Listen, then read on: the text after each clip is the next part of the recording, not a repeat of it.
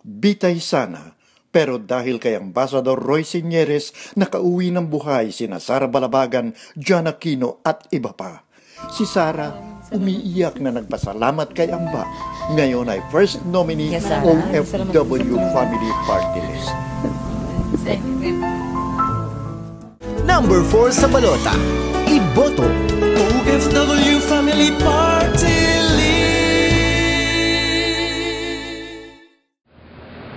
Magandang araw sa inyo lahat yan, mga kamiyembro sa OFW Family Club, mga palangga ko na fellow members ng OFW Family Club Cyprus Chapter.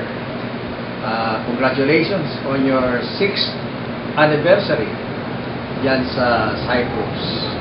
And congratulations kay Chairman Bong Usi, kay Jenny Bayaw, kay Madeline Plata, kay Juvie Kadukoy, kay Murphy Lapurga, kay Elife Pataweg, kay Malo Dadula, kay Ads Buyaw, at kay Charina Manigas.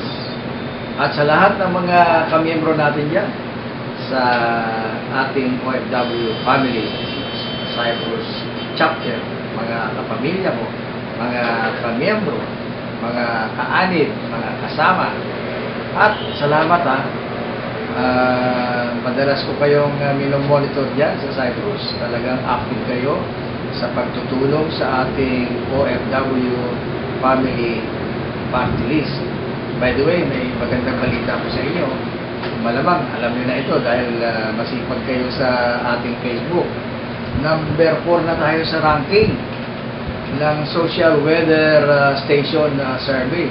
Napaka-reliable itong SWS. At tayo number 4.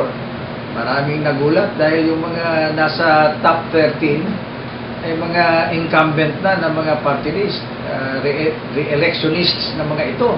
Tayo ay bagong sali sa OFW Family Party List, sa party list elections, and yet yung ating OFW Party List ay nag-number 4 kaagad, and naka 3.6+% tayo, which according to the analysis of the Social Weather Station would entitle us to 2 seats. Dalawa na ang kongresista natin kapag nagkataon. Kaya I'm very happy to relate to you this information kasi alam mo itong OFW Family Party List is not my party list. This is your party list. Please help empower it with your support, with your votes, because in the process you will be empowering yourselves. You will be empowering the 10 million OFWs all over the world at saka yung kanilang mga pamilya dito sa Pilipinas. Empower this party list because this is your party list. And in so doing, let me repeat, you will be empowering yourselves, my dear fellow OFWs and family. Ako naman si Amba Roy Sinieres, yung inyong Kuya Amba, Tito Amba, di kaya Lolo Amba. Ay, instrument nyo lang ako, magiging tool nyo lang ako para ma-articulate ko ang inyong mga sentiments, ang inyong mga needs, ang inyong mga reklamo, mga hinanaing ninyo, para ma-articulate ko ito sa Kongreso, para madinig ng mga kinauukulan. Isa ngayon kasi, wala tayong party list. Walang party list representative sa Kongreso. Eh, mabuti na nga yung nagtitinda ng gasol.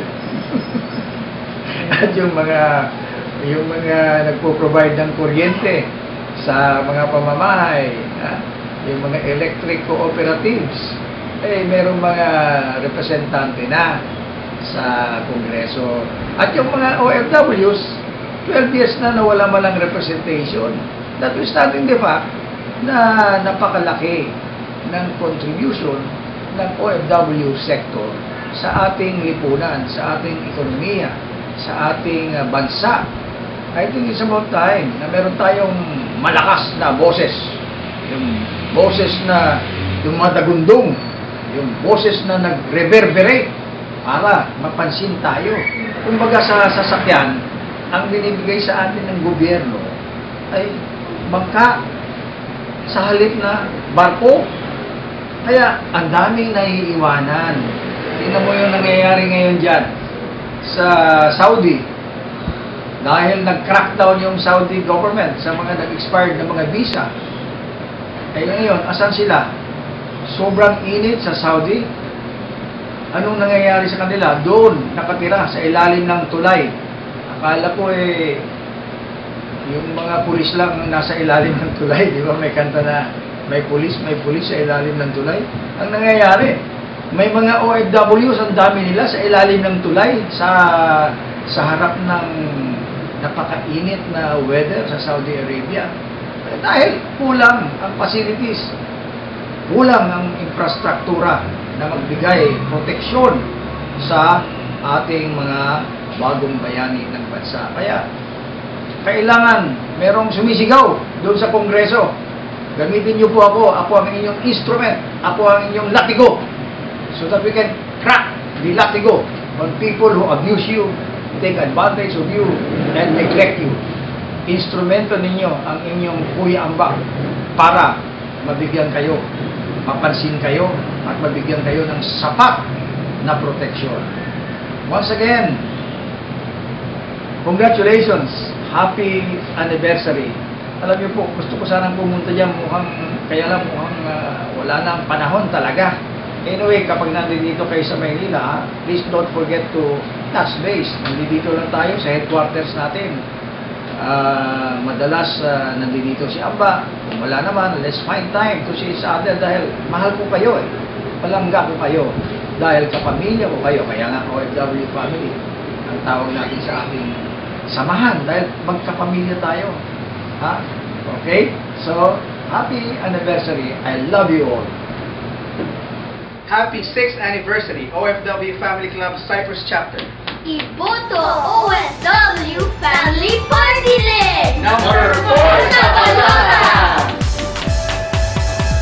Pamilyang OFW! Ipaglalaban sa Kongreso, Barko! Di bangka!